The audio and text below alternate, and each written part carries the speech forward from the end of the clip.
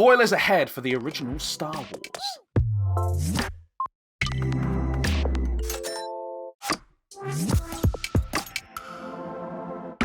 Hey everybody, welcome to another episode of Screenwriters Rewatch, the show where we delve into the IMDb top 250, pull out some classics, and see whether or not they stand up, but more importantly, whether they belong in the script department vaults located beneath the trash compactor and guarded by a one-eyed monster called Diagonor.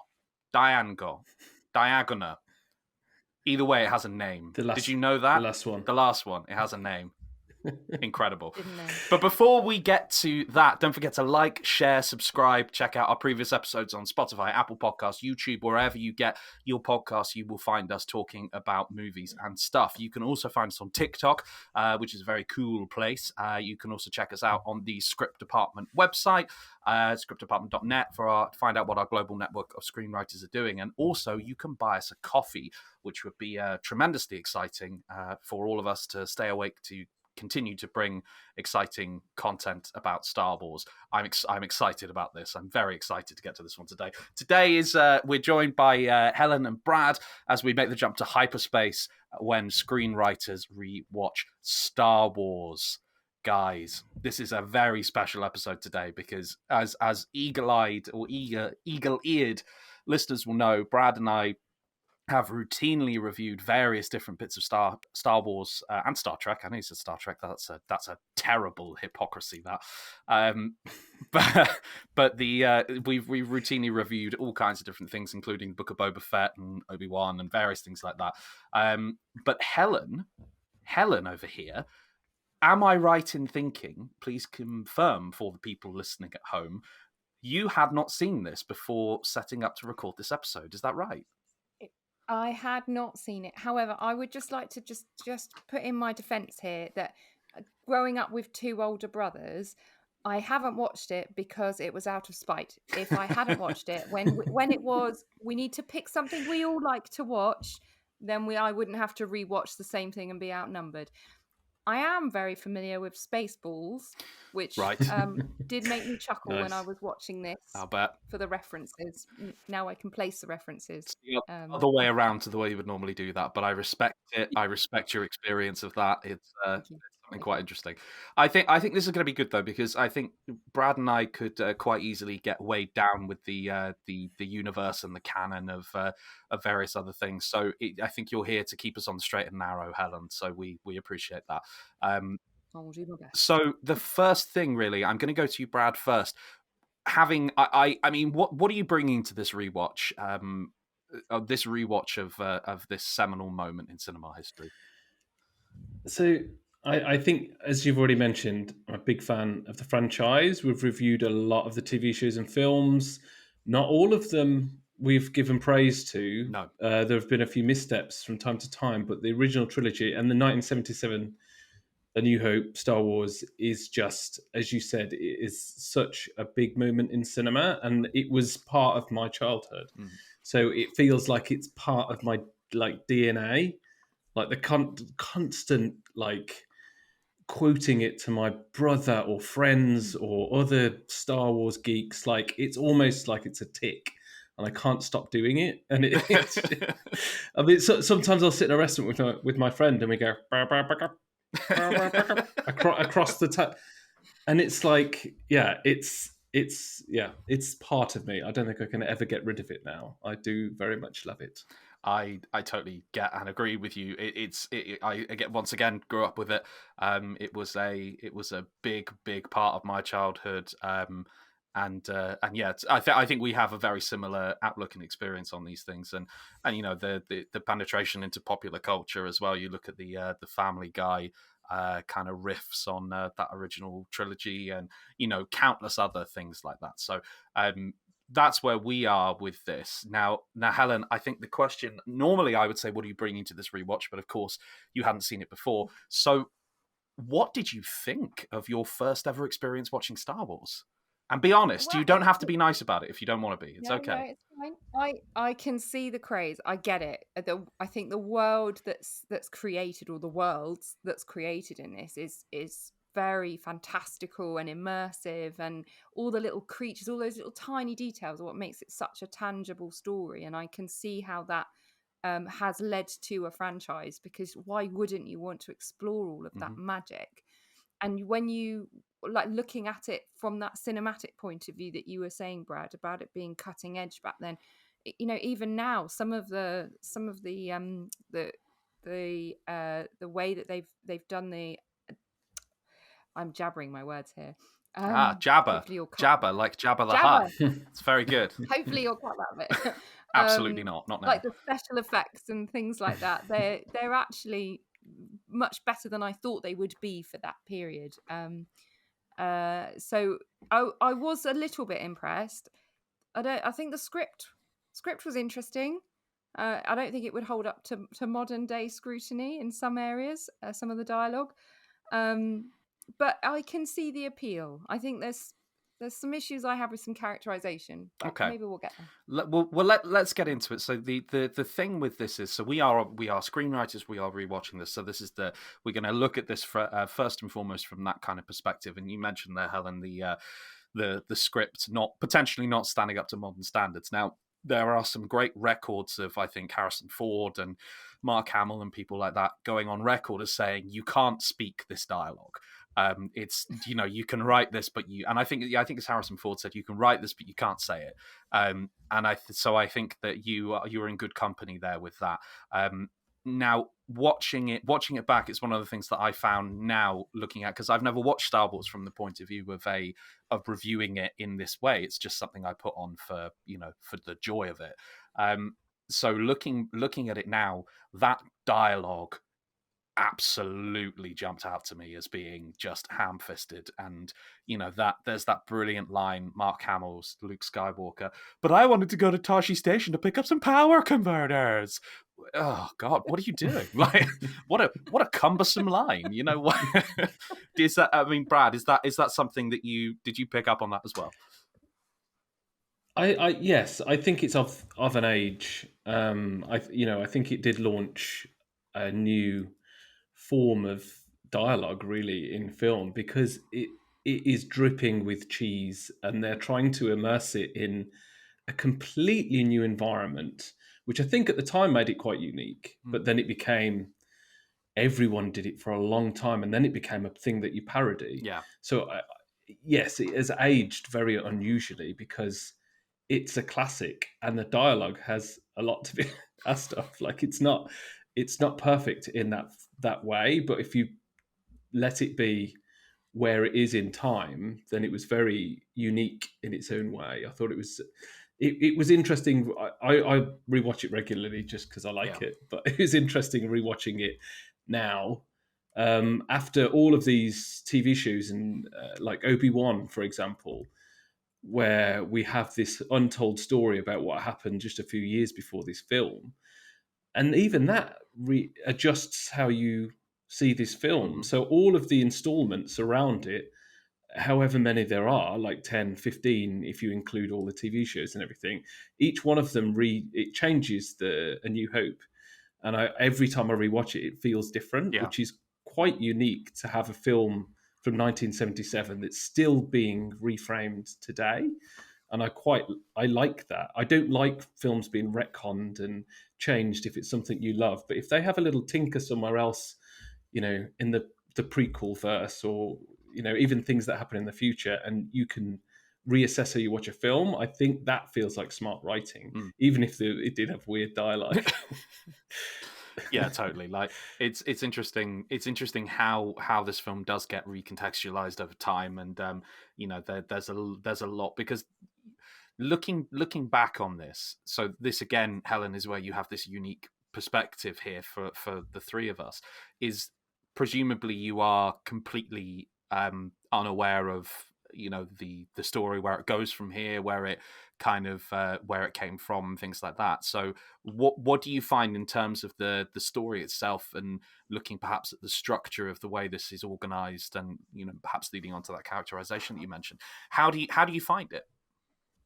Yeah, that's a good question, because I think that you'd have to be living under a rock not to know that Darth Vader is his father and Spoilers. Princess Leia is and Princess Leia is his sister. Sure. And I was thinking about this when I was watching the film, thinking, how much more exciting would it have been not to have known that? Because I was kind of looking for those cues, and does he know this then? And could you interpret that as this? And so I feel a bit cheated that I know a bit more about it than I should do watching that one. But I think it was Luke's motivation, Luke's need, and was he ever really faced with the consequence of not changing? If he, sort of having that arc, and I feel that right at the beginning, his motivation for going with Obi-Wan was, oh, well, I've nothing left here now, I may as well come with you. And that felt like a missed opportunity, because he really did want to get off that planet. So I don't quite know why they went down that route. But then I couldn't really identify his need. Obi-Wan kept hinting you need to trust in the Force and things like that, but that wasn't really set up at the beginning. And there wasn't a consequence if he didn't, because he'd already said before he got into his little spacecraft that he was an excellent shot, and getting that kill shot would be the easiest thing in the world. So it wouldn't have mattered whether he used the Force or not. He still probably would have done the job. Sure. So I struggled a bit with that. There was definite want, but I couldn't identify a need. It's really interesting, yeah, because it is one of those things that I think the idea is the need for something more, the need to be something more, and the need to live up to that. That's not specific enough, is it? No, I agree. I think it's not tangible. It's too broad, and especially nowadays, we look to give our characters a very specific one, a very specific need, so that it is really clear and your payoff is really worth it and feels really poignant. Totally. Yeah, I think with again 70s and 80s films, they're literally taking Joseph Campbell and putting another shell on it. So not that Star Wars is a shell, but the idea that they've put him into a literal hero's journey, then that was good enough. They were like, okay, cool, now we can do this cool space battles and the mystic stuff, and we've got a hero, we know where he's going, because that's the pattern we've been given. And I think it seemed to matter less. And I think when you go into the later films, there's something at odds where they have given more of a want and a need, but tried to keep the same beats as the original films. There's this thing that they keep trying to repeat A New Hope in certain places.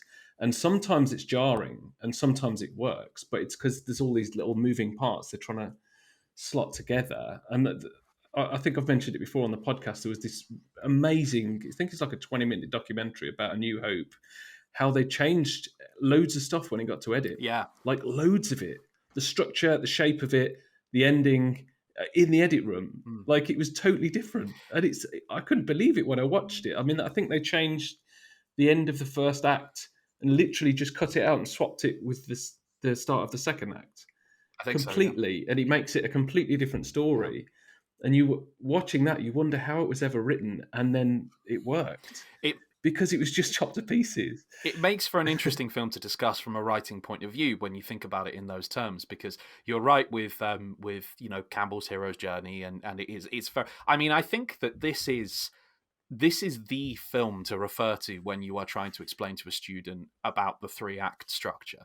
Like this is so Luke Skywalker starts this, and then he meets his mentor Obi-Wan Kenobi, and then they do this, and then they do that. It is beat for beat, but that's so interesting that because it was utterly saved in the edit. I mean, this thing was panned in its first cut.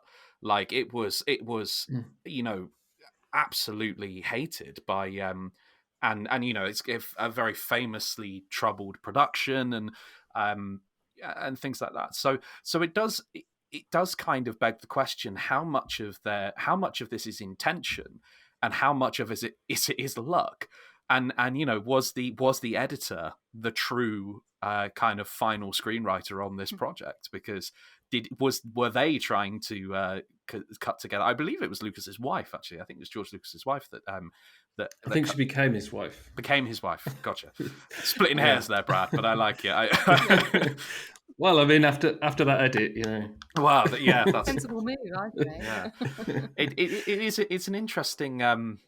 It is an interesting problem when talking about this from a writing point of view. But what we can do is so Obi-Wan Kenobi in this to look at the character of these individual characters. Obi-Wan certainly became, I think, the seminal mentor figure. I hope you don't mind me picking on you like this, Helen, because it's fascinating. It's an interesting experience to have a conversation with someone who's never seen Star Wars before. How did you recognize those beats from kind of modern cinema, modern storytelling, things like that, the Obi-Wan character, or do you feel as though that's been superimposed afterwards, perhaps? I think parts of it, yes. He was definitely set up to be the mentor. There was a lot of talk in that first act around the inciting incident about the Force and how he had that knowledge of his father, and kind of sowing this seed, this idea that this is what you need to work towards. But then it falls apart. There is no, other than him with the lightsaber on their journey across the galaxy, doing a little bit of close your eyes and try not to get shot. There's no real mention of what the Force is, how to use it, any tangible connection with him as a character. And then we don't really spend that much time with him before he dies. And then he just becomes a voice in Luke's head. And that wasn't how I imagined. I imagined a mentor would have spent more time with him, building him up. I wanted to see Luke really embracing the Force and, using it, trying it, failing, trying again, getting it, and really feeling like, I haven't got this. My mentor's dead. What am I going to do? That was missing for me. I actually felt that Han Solo had more of an arc than Luke did, in that I see he that. definitely had a want and a need and achieved his need and therefore was rewarded with his want. But yeah, I didn't see Obi-Wan had fulfilled that typical mentor just because he skipped the mentoring part and just died. He did. He's lazy. He's a lazy mentor. Yeah. God damn it, Obi-Wan. Call yourself a master Jedi, for goodness sake. Exactly. Why do it in person when I can just be a voice in someone's head? It's much easier, isn't it? You just Zoom call in, I suppose, don't you? Yeah. And so you did describe funny, actually, that Luke was more upset about Obi-Wan, who he'd only just met, this crazy man from the other side of the desert, than he was about his family being brutally murdered and burnt alive. Yeah. It's a troubling detail, that. Yeah. Go on, Brad. I'll tell you what's the troubling detail for me, that Leia is comforting Luke when Obi-Wan's died. Her entire family and race have been destroyed. Planet, yeah. Just before. And she's like, oh, are you okay? That old man that you just met died. Like, that for me, that was a bit like, huh? Yeah, totally. That doesn't work. No, that doesn't work. That's the thing. There are a few of these logical leaps that I think are retconned later, but that's the point, is to look at this in isolation in this kind of conversation. And yeah, it is kind of weird, because I totally agree with you that, Helen, in Obi-Wan's characterization, he is held up as this mentor figure, but he just sort of doesn't do it. He doesn't really do anything, and he actively kind of speaks in riddles and speaks in and doesn't give him anything at all, really. And it is interesting to see that, and I think that's another example there of what Brad was talking about, of the putting the shell of around the hero's journey and kind of going, yeah, mentor, right? That's fine. And perhaps there's something we recognize, and we project what we expect to see from a mentor onto that. But that's a slightly more philosophical thought process, I think, that one. But I don't know. It's interesting regardless, though. I think that's the thing.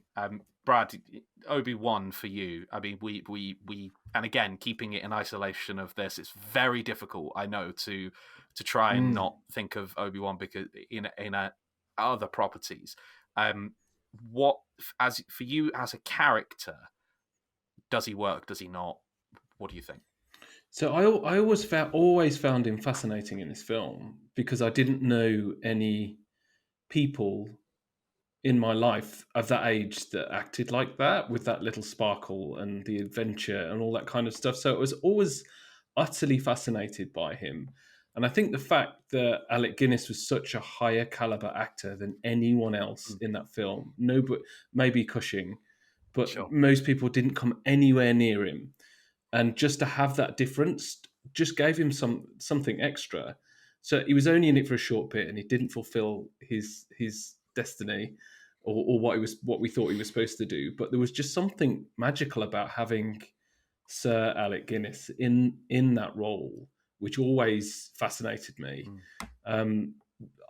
It's really hard to see it in isolation, but I can't now. I've seen all the rest of the things, and seeing the journey he's been on for the rest of the franchise, particularly the prequels and Obi-Wan, where he goes into this. Spoilers, Helen. I'm going to tell you something. He goes into hiding on Tatooine, and it's about his struggle of not going to Luke and keeping a distance and making sure the Empire don't find him and all stuff like that. And then within about 20 minutes of A New Hope, knowing this new knowledge, 20 minutes of A New Hope, he's like, oh, why don't you come to Alderaan, little boy, and, learn the Force? It's like, so how, that was quick. Yeah, you just turned up on your doorstep and you changed your mind. So there's that reframing, weirdly, that for me was like, what? You invested in that a bit quickly. And yeah, that was quite interesting, I found. Yeah. It is interesting, like, and it's an interesting point that Alec Guinness as an actor, perhaps he is the reason why Obi-Wan Kenobi is. Perhaps it's him rather than the character and the performance that elevates the script. I mean, it's absolute. I mean, I don't know why I'm saying maybe. It's absolutely the performance that elevates the script in that situation, and it's Alec Guinness that makes that so iconic. I totally agree with you there. So speaking of another icon, there's a lot of iconic stuff that comes out of this film, and one I think no other more so than Darth Vader, the ultimate in villains. Helen, you've got a grimace on your face, which is making me a little nervous. But he's a cat. Well, no, go for it. You go for it. How do you feel? How do you feel about Darth Vader? I felt he could have had more presence and more mystery if he didn't talk so much. It pretty much starts with him, doesn't it? We see the monster straight away, so he wasn't intimidating or scary. I think I'd maybe not having watched it and having people talk about this evil character, I had him on a pedestal, I think, and anticipated him to be a lot worse. And I have watched episode 1. I watched that. I actually went to a premiere to watch episode 1, and was a fish out of water. Let me tell you. But I can just remember like this all being very built up, and he's this big evil character, and I was really disappointed to hear his voice within like the first couple of scenes, and just thinking, oh, well, that's that. And his dialogue was really appalling. His was the worst, I think. And there wasn't anything intense, intimidating, terrifying about him.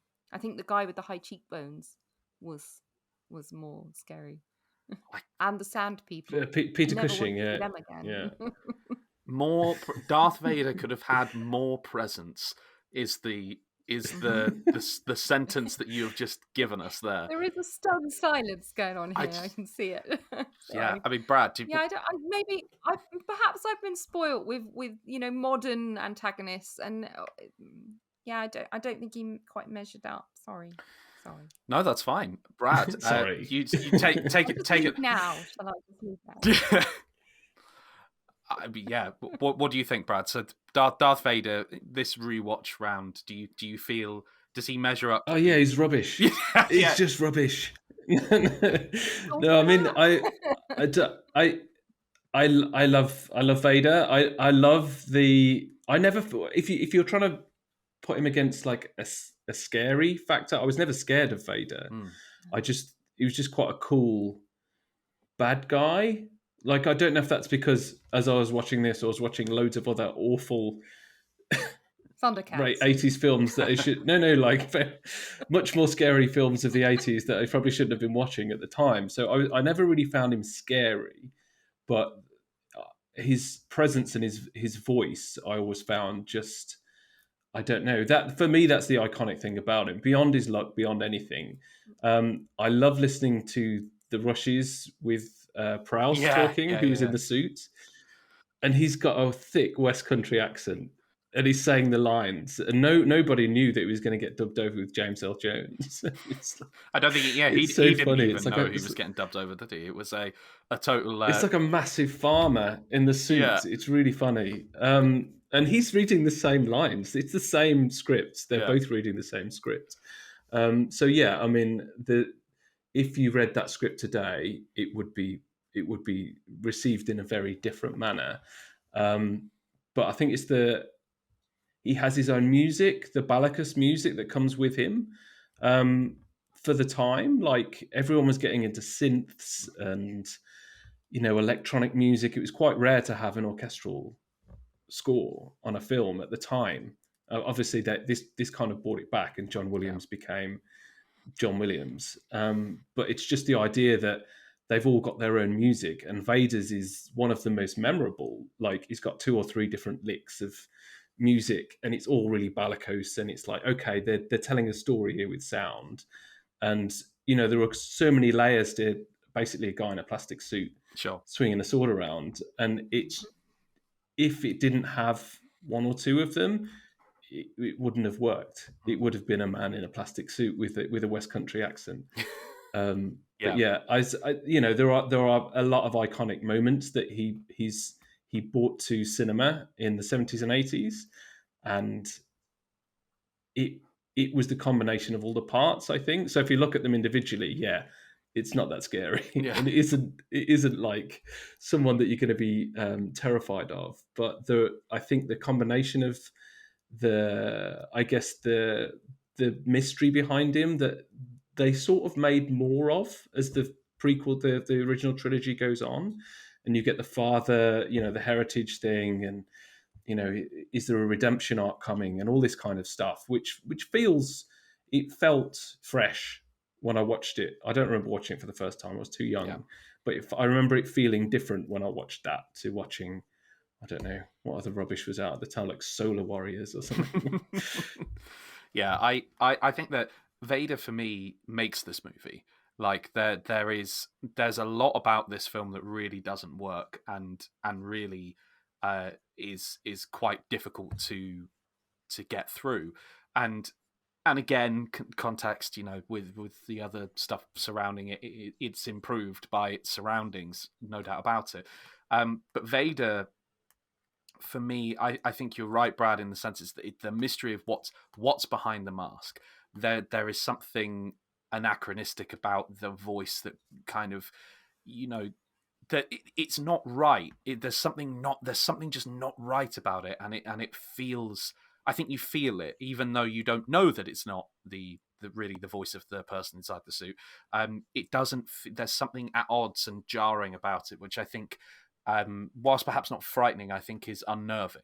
And I think that's what Vader is. I think he's unnerving, and I think he's difficult to understand and mysterious. And I think that for me is what makes this film in a sense, because without him, it's there's just not. There's a lot of stuff that doesn't work, and for the record, it's far from my favorite of the Star Wars movies. This one, I think pretty much everything that's come since is probably better, but it is undeniably a start to something, and provided a lot of things. So what can we learn from this then? If we are as screenwriters, and we are looking for the educational value of watching Star Wars in 2022. What can we take from it now that we can apply to our own work? Because we're very quick to say, well, it wouldn't stand up to today's standards now, would it? But what can we take from it? Whether it's a cautionary tale or or inspiration, what can we take from it? Helen, what do you think? There's a lot about this with the way that they've set up the world, that they've shown us and not told us. Mm-hmm. You know, there's a lot of panning across the street or the desert, or you just get to be with the characters in the moment, and you get to experience like the bar or you know, little places like that. You get to see the creatures and the behavior, and that says so much more than exposition. Yeah. And I really believe that is quite strong example of doing that really well in this film. Definitely love it. Brad, what do you think? I think there's something about collaboration like that just shines through here, because although Lucas wrote it, that film was being written long after he put Fade out at the end. Like that was constantly being rewritten, and I think as a writer it's important to, although you want to write the thing that you own, there is a point where you're going to release some of it and other people are going to make it what it is. And I think Star Wars could have been a disaster. Like that when they were filming it, the crew were like, what is the cast were like, what is it? I don't know what we're making here. And it could have just been awful. But the fact that he did he gave that to other people. He gave it to the editors. He let the producer toe the line. Like he really did release it, and he surrounded himself with the right people. And I think just as a writer or as a writer-director, it's important to have that spirit of collaboration in whatever you write. Because if you hold it too tight, I think the range that you're going to write to is only the people who understand what you do. Yeah, like you're just going to write from a singular view, where if you collaborate, you're going to touch a lot more people, like this did. Love it. It's I agree with both. There's a huge amount to be taken from it. I think that it is also a cautionary tale in terms of dialogue, in what we've those conversations we've had, and in terms of characterization. We haven't, that there are people that we haven't touched on here. You mentioned Han Solo in terms of his quite complete arc.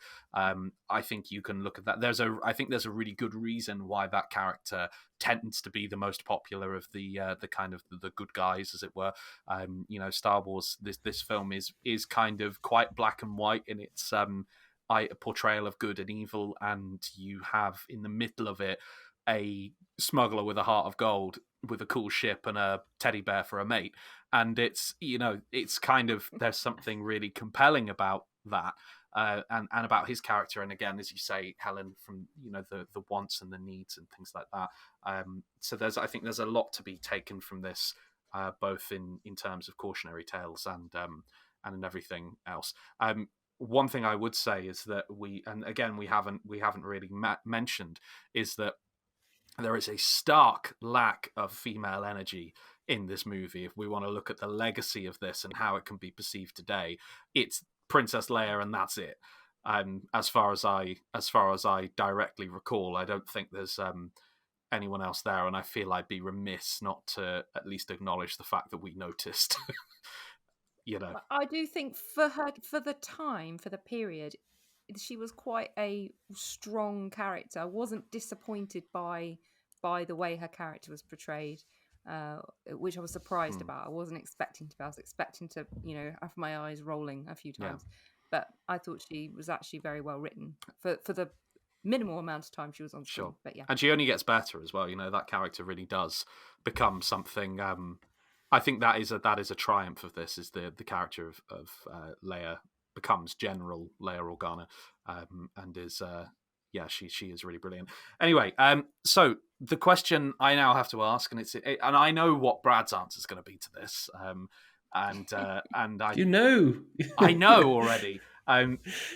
I don't know. I'm undecided on this point. So what I'd like to do is to hear your pitches, because I think I know where both of you are going to go here, and so I'd like to hear from the both of you what you think about this. Does this belong in the script department vaults underneath the trash compactor, protected by the Dianoga? Brad, we'll go to you first. What do you think? I mean, I'm going to say yes. Yeah. It is the inception of one of the biggest, most successful, loved franchises of all time. Whether you call it fantasy or sci-fi, it's or fantasy, Brad. It's fantasy. And don't start with this again. It's fantasy. Okay, Mark. I was goading you, Marcus. I was goading you. Sorry. But however you view it, whether you're a fan or you're not, it's undeniable of the success of what it's become and what it's meant, and whether it's in this franchise or other films that it spawned or inspired, or directors that it inspired. It has had a dramatic effect on the cinematic landscape. So I say it has to go in there. Okay, Helen. I am probably going to surprise you, Marcus, and say I too think it should go in. It's clearly very imaginative, and it's inspired a lot of work beyond that. I can think of, immediately Independence Day, Fifth Element, Raised by Wolves. All of those things have got elements that I can recognise from that film. And to be able to inspire that much creativity and continue to inspire it, I think that's, how can it not belong in there? I agree, absolutely.